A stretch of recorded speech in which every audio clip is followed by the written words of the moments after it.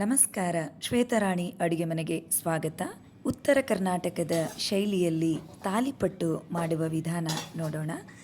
ಅರ್ಧ K G ಜೋಳದ ಹಿಟ್ಟನ್ನು ಜರಡಿ ಮಾಡ್ಕೊಳ್ತಾ ಇದ್ದೀನಿ. ಹಾಗೆ 1 ಹಿಡಿಯಷ್ಟು ಗೋಧಿ ಹಿಟ್ಟನ್ನು ಜೋಳದ ಹಿಟ್ಟಲ್ಲಿ ಸೇರಿಸ್ಕೊಳ್ತಾ ಇದ್ದೀನಿ. ಅದನ್ನು ಕೂಡ ಜರಡಿ ಮಾಡಿಕೊಂಡು 2 ಹಿಟ್ಟನ್ನು ಚೆನ್ನಾಗಿ ಮಿಕ್ಸ್ ಮಾಡ್ಕೊಳ್ಬೇಕು. ಸೊ 2 ಹಿಟ್ಟು ಮಿಕ್ಸ್ ಮಾಡ್ಕೊಂಡ ತಕ್ಷಣ ನೀವು ಕೊತ್ತಂಬರಿ ಸೊಪ್ಪನ್ನು ಚೆನ್ನಾಗಿ ಚಿಕ್ಕದಾಗಿ ಹೆಚ್ಕೊಳ್ಬೇಕಾಗುತ್ತೆ. ಹಾಗೂ ಇವಾಗ ನಾನು ಕರಿಬೇವನ್ನು ಕೂಡ ಹೆಚ್ಕೊಳ್ತಾ ಇದ್ದೀನಿ. ಸೊ ಕರಿಬೇವು ಮತ್ತು ಕೊತ್ತಂಬರಿ ಸೊಪ್ಪನ್ನು ನೀವು ಹಿಟ್ಟಲ್ಲಿ ಕಲಿಸ್ಕೊಳ್ಬೇಕಾಗುತ್ತೆ. ಸೊ ನೀವು ನೋಡ್ತಾ ಇದ್ದೀರಾ, ಇವಾಗ ಕೊತ್ತಂಬರಿ ಸೊಪ್ಪನ್ನು ಮಿಕ್ಸ್ ಮಾಡ್ಕೊಳ್ತಾ ಇದ್ದೇನೆ. ಸೊ ಹಾಗೆ ಅಜೀವನನ್ನು ಸೇರಿಸ್ಕೊಳ್ತಾ ಇದ್ದೀನಿ. 1 ಟೇಬಲ್ ಸ್ಪೂನ್ ಅಜೀವನ್, ಬೇಕಿದ್ರೆ ನೀವು ಜೀರಿಗೆಯನ್ನು ಸೇರಿಸ್ಕೊಳ್ಬೋದು. ಹಾಗೆ ಟರ್ಮೆರಿಕ್ ಪೌಡ್ರ್ ಅಂದರೆ ಅರಿಶಿಣದ ಪುಡಿ 1 ಟೇಬಲ್ ಸ್ಪೂನ್ ಸೇರಿಸ್ಕೊಳ್ತಾ ಇದ್ದೀನಿ. ಅಚ್ಚ ಖಾರದ ಪುಡಿ 1 ಟೇಬಲ್ ಸ್ಪೂನ್ ಸೇರಿಸ್ಕೊಳ್ತಾ ಇದ್ದೀನಿ. ರುಚಿಗೆ ತಕ್ಕಷ್ಟು ಉಪ್ಪು. ಸೊ ಇವೆಲ್ಲವೂ ಕೂಡ ಚೆನ್ನಾಗಿ ಮಿಕ್ಸ್ ಮಾಡ್ಕೊಳ್ಬೇಕಾಗುತ್ತೆ.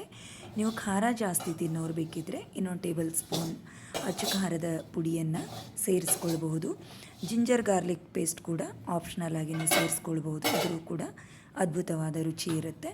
ಸೊ ಇವಾಗ ಚಪಾತಿ ಹಿಟ್ಟಿನ ಅದಕ್ಕೆ ನಾವು ಸ್ವಲ್ಪ ನೀರನ್ನು ಸೇರಿಸ್ಕೊಂಡು ಹಿಟ್ಟನ್ನು ಕಲಿಸ್ಕೊಳ್ಬೇಕಾಗತ್ತೆ. ದಯವಿಟ್ಟು ಜಾಸ್ತಿ ನೀರನ್ನು ಕಲಿಸ್ಕೊಳ್ಬೇಡಿ, ಯಾಕಂದರೆ ನೀವು ನೀರು ಜಾಸ್ತಿ ಹಾಕಿದ್ರೆ ತುಂಬ ಸಡಿಲ ಆಗುತ್ತೆ, ತಟ್ಟೋದಕ್ಕೆ ಬರೋದಿಲ್ಲ, ಅಲ್ಲಲ್ಲೇ ಕೈಗೆಲ್ಲ ಅಂಟ್ಕೊಂಡು ಬಿಡುತ್ತೆ. ಸೊ ಒಂದು ಚಪಾತಿ ಹಿಟ್ಟಿನ ಹದಕ್ಕೆ ಗಟ್ಟಿಯಾಗಿ ನೀವು ಈ ತಾಲಿಪಟ್ಟು ಮಾಡುವ ಹಿಟ್ಟನ್ನು ಕಲಿಸ್ಕೊಂಡ್ರೆ ಚೆನ್ನಾಗಿರುತ್ತೆ ಸ್ನೇಹಿತರೆ. ನೀವು ನೋಡ್ತಾ ಇದ್ದೀರಾ, ಬೇಕಿದ್ದರೆ ನೀವು ಸ್ವಲ್ಪ ನೀರನ್ನು ಬಿಸಿ ಮಾಡಿಯೂ ಕೂಡ ಸೇರಿಸ್ಕೊಳ್ಬೋದು. ಇಲ್ಲಿ ನಾನು ತಣ್ಣೀರನ್ನೇ ಸೇರಿಸ್ಕೊಂಡಿದ್ದೀನಿ, ಯಾಕಂದರೆ ನಾವು ಜೋಳದ ಹಿಟ್ಟನ್ನು ಊರಿಂದ ತೊಗೊಂಡು ಬಂದಿರೋದು, ಅಂದರೆ ನಮ್ಮ ಜಮೀನಲ್ಲಿ ಬೆಳೆದಿರ್ತಕ್ಕಂತಹ ಜೋಳದ ಹಿಟ್ಟದು ಸ್ವಲ್ಪ ಜಿಗಿ ಜಾಸ್ತಿ ಇರುತ್ತೆ. ನೀವು ಬೇಕಿದ್ರೆ ರೆಡಿಮೇಡ್ ತಂದಿರೋದ್ರಲ್ಲಿ ಅಷ್ಟೊಂದು ಜಿಗಿ ಇರೋದಿಲ್ಲ. ಹಾಗಾಗಿ ನೀವು ಸ್ವಲ್ಪ ಬಿಸಿ ನೀರನ್ನು ಸೇರಿಸ್ಕೊಂಡು ಈ ಒಂದು ಹದಕ್ಕೆ ಹಿಟ್ಟನ್ನು ಕಲಿಸ್ಕೊಂಡು ಇವಾಗ ತಾಲಿಪಟ್ಟು ತಟ್ಟಲು ನಮ್ಮ ಗೋಲಾಕಾರದ ಒಂದು ಉಂಡೆ ರೆಡಿಯಾಗಿದೆ, ನೋಡ್ತಾ ಇದ್ದೀರಾ. ಸೊ ಇದಕ್ಕೆ ಬಿಳಿ ಎಳ್ಳನ್ನು ಕೂಡ ಸೇರಿಸ್ಕೊಂಡು ನಾವು ತಟ್ಬೋದು. ಅದು ಹೇಗೆ ಅಂತ ನಾನು ತೋರಿಸ್ತೀನಿ. ಇವಾಗ ನಿಮಗೆ ಪ್ಲೇನ್ ಆಗಿ ತಟ್ಟು ತೋರಿಸ್ತಾ ಇದ್ದೀನಿ. ಇದಕ್ಕೆ ನೀವು ಬಾಟಮ್ ಮತ್ತು ಹಾಕ್ಕೊಂಡ್ಬಿಟ್ಟು ಒಂದು ಬಿಳಿ ಎಳ್ಳು 1 ಟೇಬಲ್ ಸ್ಪೂನ್ ಸೇರಿಸ್ಕೊಂಡ್ಬಿಟ್ಟು ಚೆನ್ನಾಗಿ ತಟ್ಕೊಂಡ್ರು ಕೂಡ ಆ ಬಿಳಿ ಎಳ್ಳಿನ ಒಂದು ಫ್ಲೇವರ್ ತುಂಬಾ ಚೆನ್ನಾಗಿರುತ್ತೆ. ನೀವು ತಿನ್ನಬೇಕಾದ್ರೂ ಆ ಒಂದು ಕ್ರಿಸ್ಪಿನೆಸ್ ಇರುತ್ತೆ ಸ್ನೇಹಿತರೆ. ಸೊ ನೀವು ಕೂಡ ಒಂದು ಸಾರಿ ನಮ್ಮ ಬೀದರ್ ಸ್ಟೈಲ್ನ ಉತ್ತರ ಕರ್ನಾಟಕದ ಶೈಲಿಯ ತಾಲಿಪಟ್ಟನ್ನು ಒಂದು ಸಾರಿ ಟ್ರೈ ಮಾಡಿ. ಮೊಸರಿನೊಂದಿಗೆ ಹಾಗೆ ನಮ್ಮ ಶೇಂಗಾ ಚಟ್ನಿ ಪುಡಿ, ಅಗಸಿ ಚಟ್ನಿ ಪುಡಿಯೊಂದಿಗೆ ತುಂಬ ಚೆನ್ನಾಗಿರುತ್ತೆ.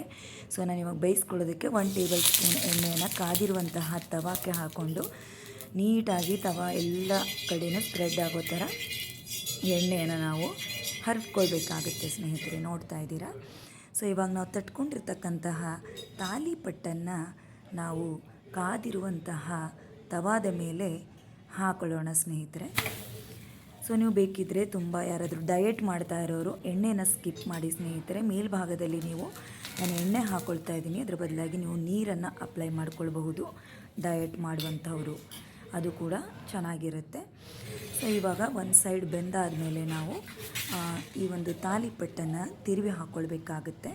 ಸೊ ನೋಡಿ ನೀವು ಎಷ್ಟು ಚೆನ್ನಾಗಿ ಬೆಂದಿರುತ್ತೆ, ನೋಡ್ತಾ ಇದ್ದೀರಾ. ನೋಡಿದ್ರೇ ಯಾವಾಗ ನಾನು ತಿನ್ನಲಿ ಅನ್ನೋ ಥರ ಆಸೆ ಆಗುವಂತಹ ನಮ್ಮ ಬೀದರ್ ಶೈಲಿಯ ತಾಲಿಪಟ್ಟು ಸವಿಯೋದಕ್ಕೆ ಸಿದ್ಧವಾಗಿದೆ. ನಾನು ಬಿಳಿ ಎಳ್ಳನ್ನು ಹೇಗೆ ಹಾಕ್ಕೊಂಡಿದ್ದೀನಿ ಅಂತ ತೋರಿಸ್ತಾ ಇದ್ದೀನಿ. ಅಲ್ಲಿ ಆ್ಯಕ್ಚುಲಿ ಸ್ಕಿಪ್ ಆಗಿತ್ತು, ನೋಡ್ಕೊಳ್ಳಿ ಸ್ನೇಹಿತರೆ. ಆ ಥರ ಹಾಕ್ಕೊಂಡು ಪುಡಿ ಹಿಟ್ಟಿನಿಂದ ನೀವು ತಟ್ಕೊಳ್ಬಹುದು. ಸೊ ಬಿಳಿ ಎಳ್ಳು ಎಕ್ಸ್ಟ್ರಾ ಫ್ಲೇವರ್ ಕೊಡುತ್ತೆ, ಆಪ್ಷನಲ್ ನಿಮ್ಗೆ ಇಷ್ಟ ಇದ್ದರೆ ಹಾಕ್ಕೊಳ್ಬೋದು, ಇಲ್ಲಾಂದರೆ ನೀವು ಹಾಗೆ ಕೂಡ ಆ ತಾಲಿಪಟ್ಟನ್ನು ತಟ್ಕೊಳ್ಬೋದು. ನಿಮ್ಮ ಮನೆಯಲ್ಲಿ ಪ್ರತಿಯೊಬ್ಬರೂ ಇಷ್ಟಪಡುವಂತಹ ಈ ತಾಲಿಪಟ್ಟನ್ನು ಒಂದು ಸಾರಿ ಟ್ರೈ ಮಾಡಿ, ಖಂಡಿತ ಮಕ್ಕಳು ಕೂಡ ಇಷ್ಟಪಡ್ತಾರೆ. ಸೊ ಇವಾಗ ಇನ್ನೊಂದು ಸಾರಿ ನಾನು ತವಾಕ್ಕೆ 1 ಟೇಬಲ್ ಸ್ಪೂನ್ ಎಣ್ಣೆ ಹಾಕಿ ನಿಮಗೆ ಇನ್ನೊಂದು ತಾಲಿಪಟ್ಟನ್ನು ಹೇಗೆ ಬೇಯಿಸ್ಕೊಳ್ಳೋದು ಅಂತ ತೋರಿಸ್ತಾ ಇದ್ದೀನಿ. ನೋಡಿ, ಬಿಳಿ ಎಳ್ಳನ್ನು ಹಾಕ್ಕೊಂಡು ತಟ್ಟಿರುವಂತಹ ತಾಲಿಪಟ್ಟು.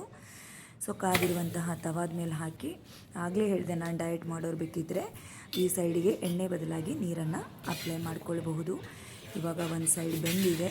ಸೊ ಅದನ್ನು ನಾವು ತಿರುವು ಹಾಕಿ ಅದು ಹೇಗೆ ಬೆಂದಿದೆ ಅಂತ ನಾನು ನಿಮಗೆ ತೋರಿಸ್ತೀನಿ. ನೋಡಿ ಸ್ನೇಹಿತರೆ, ಎಷ್ಟು ಅದ್ಭುತವಾಗಿ ಕಾಣಿಸ್ತಾ ಇದೆ. ಕಲರ್ ಆಗಿರ್ಬೋದು, ಟೇಸ್ಟ್ ಆಗಿರ್ಬೋದು, ಒಂದು ಸಾರಿ ಟ್ರೈ ಮಾಡಿ. ದಯವಿಟ್ಟು ನಿಮಗೆ ಈ ವಿಡಿಯೋ ಇಷ್ಟ ಆದರೆ ನಿಮ್ಮ ಫ್ರೆಂಡ್ಸ್ಗೆ ಶೇರ್ ಮಾಡಿ, ಲೈಕ್ ಮಾಡಿ, ನನ್ನ ಚಾನಲ್ನ ಸಬ್ಸ್ಕ್ರೈಬ್ ಆಗಿ.